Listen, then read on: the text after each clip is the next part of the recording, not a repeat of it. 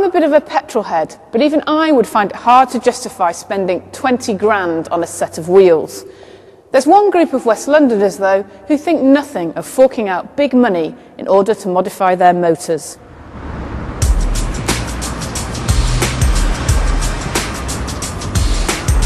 I know lots of people think cars are just a necessary evil.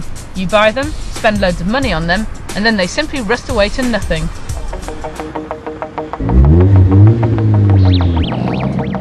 But for others, cars are a way of life, almost bordering on an obsession.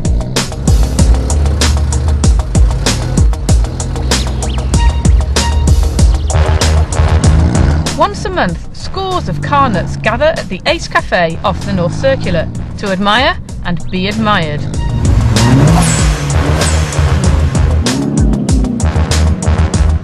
People like 19-year-old Andy, who has spent a small fortune transforming his Vauxhall Corsa.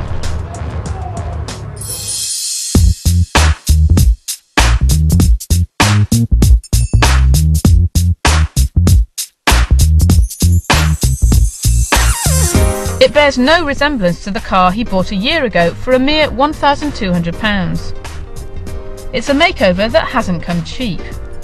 Paint was £3,000 just to buy the paint from the company. Then the body shop that we used was £2.5 grand to spray the whole car. So very expensive paint. We've got the Lamborghini doors, which are made by LSD. So they come out just like that, and then they raise the same as Lamborghini doors. A set of hinges for these costs about £1,200.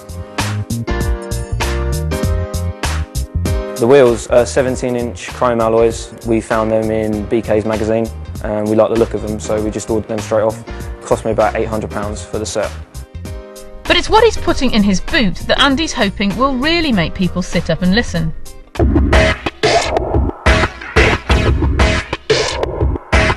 His in-car stereo is so big, there's no room left for any luggage.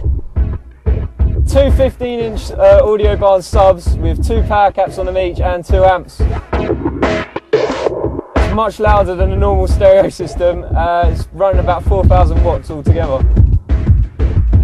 It's cost me £3,000 for the audio system, £3,000 to install it, and that's £6 grand altogether. And no wonder he's looking a little anxious. Andy's unemployed at the moment, and to get this far, he's had to dip into his savings and a family inheritance. So, what's the damage? In total, I've spent just topping over £20,000 on the car. So it's a hell of a lot of money. Turning your car into a lifestyle statement isn't something you do down at your local dealership garage. The polite name for the process is car modification. It's better known by the people who do this kind of thing as pimping your ride.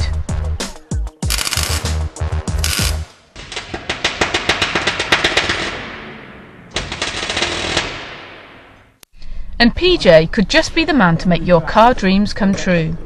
Working out of a garage in Hayes, Middlesex, he's turned a teenage fantasy into a business. When I was about 14, 15, I can remember walking down the street, a couple of the older guys driving their car around. Everyone just looked at them, you know, they're blasting their music, and I just thought, I want some of that attention as well. The craze for modifying cars has spread to Britain from America and Japan. It has nothing to do with fuel economy and cutting CO2 emissions. It's all about showing off. To bring the car down as it is, yeah? Let's have a look at it, see if we can put a bigger silence, powerful silence on it, and it might only cost you about £80 to £100. Naz is PJ's business partner.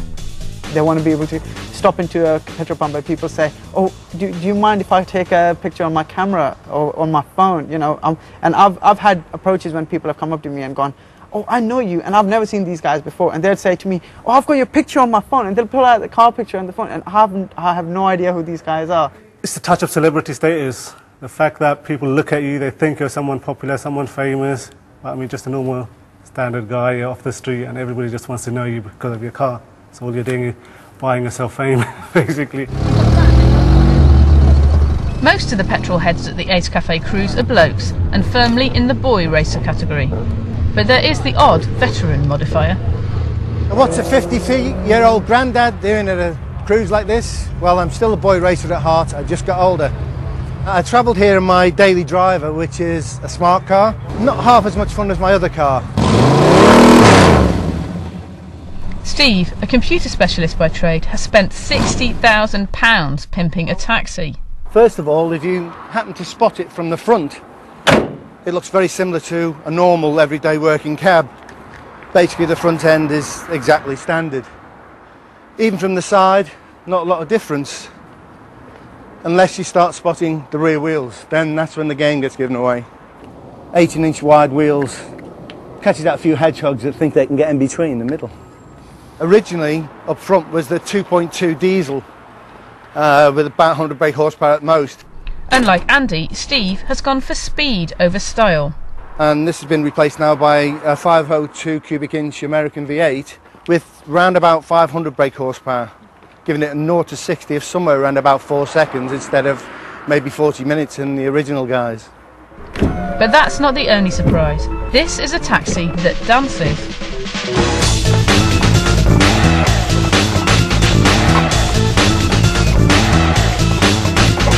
Our daughter got married a few years ago and we used this as a wedding car. And the interesting thing is that we pulled up outside the church with this. She got out the car and everybody swarmed around the car instead and ignored her, but she loves the car just as much as I do, so she saw the funny side of it.